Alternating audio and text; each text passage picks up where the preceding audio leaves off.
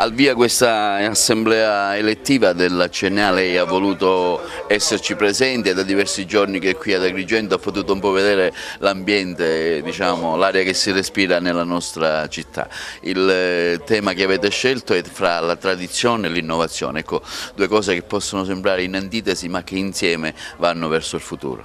Sì, ha assolutamente ragione, tradizione e innovazione sono un binomio che descrive il nostro mondo, l'artigianato, le piccole imprese, ma in senso lato descrive anche questa comunità agrigentina, forte nelle sue radici, nella sua strutturalità produttiva, culturale, ma insieme l'assoluta necessità di velocemente muovere verso l'innovazione. Il mondo è cambiato, il progresso tecnico è spaventosamente veloce, e quindi c'è la necessità che anche tutte le nostre imprese si adeguino rispetto a questa fase. La CNA è in campo per cercare di accompagnare le nostre imprese in questa nuova fase. Lavoro impegnativo, difficile, bisogna spesso e volentieri cambiare modello di business, bisogna allungare le filiere, bisogna globalizzarsi, bisogna sapere usare internet, bisogna formarsi, bisogna fare filiere, bisogna fare squadra. Ecco, questa è la scelta più importante che devono fare le imprese. A noi Confederazione sta a cercare di dare appunto una mano, un consiglio e creare le condizioni perché tutto ciò sia possibile. Oggi qui a Agrigento è un appuntamento importante, oltre 2000 imprenditori iscritti, 4.500 persone associate, una forza importante, determinante, credo fra le più vitali e credibili di questa comunità. La qualcosa ci rende orgoglioso, mi rende orgoglioso, ogni volta che c'è un'iniziativa di questo tipo io vengo qui ad Agrigento, più in generale vengo in Sicilia perché, come io dico, è la mia seconda patria. Ecco, come valuta un po' questa sua presenza qui nel sud, le problematiche del sud rispetto anche magari a problematiche diverse del nord?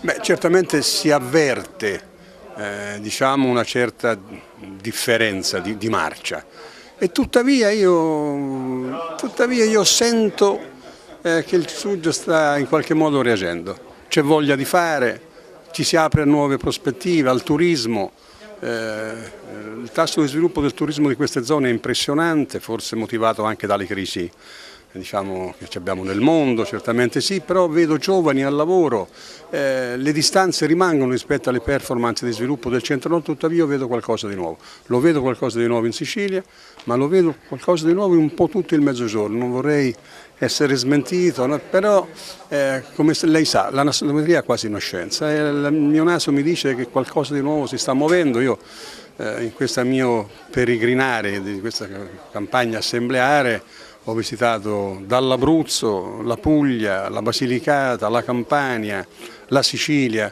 e vedo che qualcosa sta germogliando, qualcosa davvero mi riempie di soddisfazione. Giuseppe Montalbano è vicepresidente della CNA nazionale, ecco, un esponente siciliano al vertice di una delle grandi confederazioni che rappresentano in tutta Italia gli artigiani. Oggi è qui, ha voluto essere presente a questa assemblea quadriennale dove si parla di sviluppo, si parla di tradizione ma si parla anche di innovazione. Ecco, uno slogan scelto, diciamo, importante affinché gli artigiani, guardando con il passato, diciamo, si riflettano nel futuro. Sì, intanto questa è la mia provincia, grazie alla CNA di Agrigento, che oggi ho l'onore e il piacere di rivestire questa carica a livello nazionale, che in 8 anni insomma, ha consentito di portare e avvicinare la Sicilia a Roma. L'iniziativa di oggi è l'assemblea quadriennale che noi puntualmente ogni 4 anni facciamo per il ricambio del nostro gruppo dirigenti. Anche qui siamo impegnati nel ricambio già di un gruppo dirigente che si è distinto a livello nazionale per l'elaborazione, diciamo, e la capacità anche delle iniziative che ha messo su in campo. Abbiamo scelto un titolo molto intrigante, tradizione e innovazione, ma questo viene non solo alla luce di un'analisi socio-economica che noi facciamo a livello nazionale sul territorio dove andiamo a sviluppare le assemblee, ma lo facciamo forte anche del fatto che proprio quest'anno, cioè proprio in questi ultimi 4 anni, la CNA ha cercato di mettersi a passo con i tempi, cioè forti del fatto che una crisi economica che ci sta attanagliando in maniera assai drammatica, forse la peggiore crisi dal dopoguerra ad oggi, e comunque stiamo cominciando cominciando a intravedere un po' la luce in fondo al tunnel di una ripresa seppur lenta, ma l'associazione ha il dovere di come dire, accompagnare le nostre imprese non solo per uscire dalla crisi e quindi avere un'interlocuzione con la politica a tutti i livelli, dal territorio al Stato centrale, ma bensì anche di accompagnare in questo processo di innovazione e cambiamento. Però quando si parla di innovazione e cambiamento prima dobbiamo fare i conti con noi stessi, quindi come dire, in qualche modo anche noi siamo stati chiamati realmente a stare a passo con i tempi. Domenico Randisi, presidente territoriale della CNA di Agrigento, ecco 4 anni sono andati prima di pensare al futuro. Un bilancio di questi 4 anni che come diceva il vice segretario nazionale sono stati forse i più difficili del dopoguerra italiano. Sì, assolutamente sì, sono stati 4 anni complicati, difficili ma belli allo stesso tempo perché comunque ci hanno dato modo di metterci in gioco profondamente e in maniera determinata. 4 anni che abbiamo speso per riorganizzare la nostra organizzazione ma per dare anche risposte alle imprese. 4 anni complicati che ci hanno visto comunque attivi su molti fronti. Oggi c'è un'organizzazione più organizzata, più pronta, più attiva rispetto a prima, con una serie di attività fatte. Partiamo per altri 4 anni importanti, 4 anni che saranno sicuramente non semplici, ma 4 anni che potranno fare la differenza tra riuscire a farcela o meno. Oggi lanceremo dei messaggi anche alla politica, dei messaggi di condivisione, dei messaggi di positività, perché comunque è vero che stiamo vivendo un momento difficile di crisi, ma questo non può essere un alibi, anzi questo deve essere un nostro punto di forza per fare veramente sul serio quello che serve che sia fatto al Paese, cioè mettere le imprese in condizione di poter lavorare. Noi come imprese, la politica come classe dirigente dobbiamo riuscire a creare un futuro per questo territorio, un futuro per i nostri figli poi alla fine, che è la cosa che ci interessa di più. Oggi lanceremo dei messaggi importanti, dei messaggi che riteniamo siano focali per quelli che sarà il prossimo futuro, anche perché tra poco in molti territori si entrerà in campagna elettorale.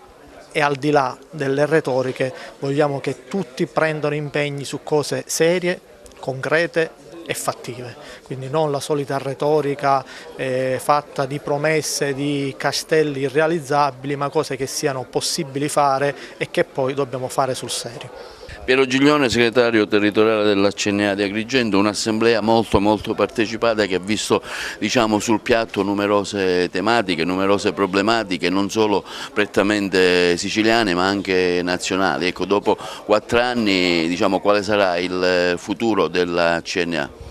Una bellissima assemblea partecipata con la presenza di tantissime autorità istituzionali nell'ambito della politica, anche religiosa, c'erano anche dei preti in rappresentanza della Curia. Abbiamo fatto un'ottima assemblea con la partecipazione di più di 150 imprenditori che hanno detto la sua, che si sono confrontati con la politica attuale. Vi dico, una bellissima assemblea che è proiettata naturalmente al futuro. In questi 4 anni la nostra associazione ha avuto dei riconoscimenti grazie al lavoro, alla serietà, all'impegno, ma siamo proiettati al futuro perché la nostra Confederazione ha la necessità di cambiamento, deve rivedere e deve rilanciare delle azioni mettendo a confronto il sistema come punto di riferimento, quindi creare non delle piccole isole ma grandi arcipelaghi che devono superare la crisi e creare un nuovo punto di riferimento culturale e di cambiamento. Questo cambiamento che è progettato, noi l'abbiamo approvato anche nella direzione, condiviso nella direzione nazionale, lo vogliamo portare anche ad Agrigento e questo ne potranno avere solo beneficio i nostri imprenditori per la crescita delle loro aziende e occupazionale per i dipendenti.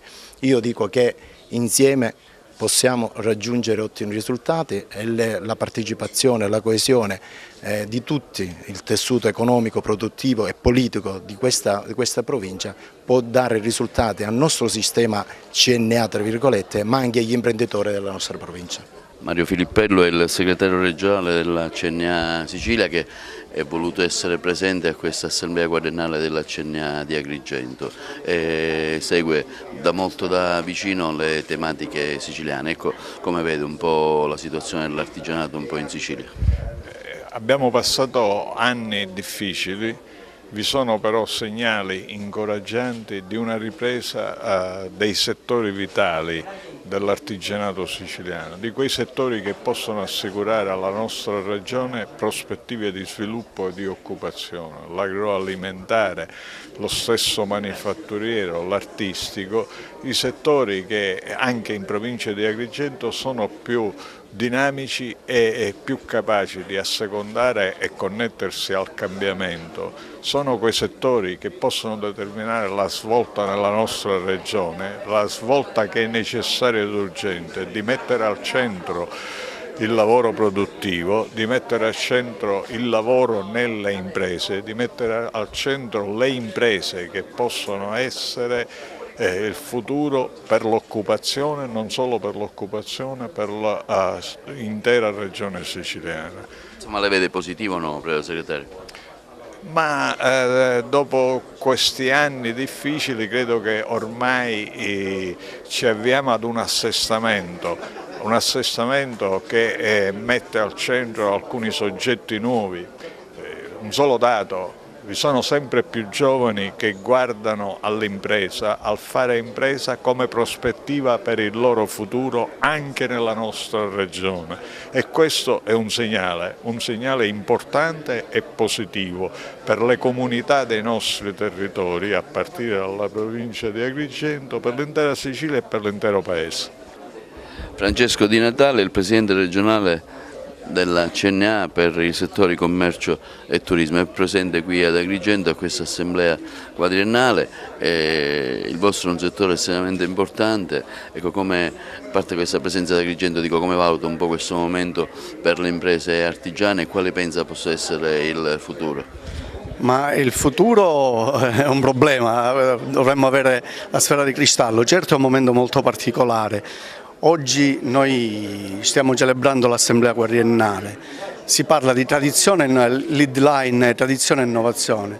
Le nostre aziende, per avere un futuro prospero, devono partire dall'entroterra culturale che abbiamo. Noi siamo un paese che ha un patrimonio artistico culturale importantissimo, che però ahimè non è sfruttato per come dovrebbe essere, quindi penso che il fattore critico di successo del nostro territorio sarà questo. Se noi avremo la forza di essere innovativi, guardando alla tradizione, alla nostra tradizione, ai nostri prodotti del territorio, ai prodotti enogastronomici, ai monumenti, alle bellezze del territorio che avremo, certamente il nostro territorio si svilupperà.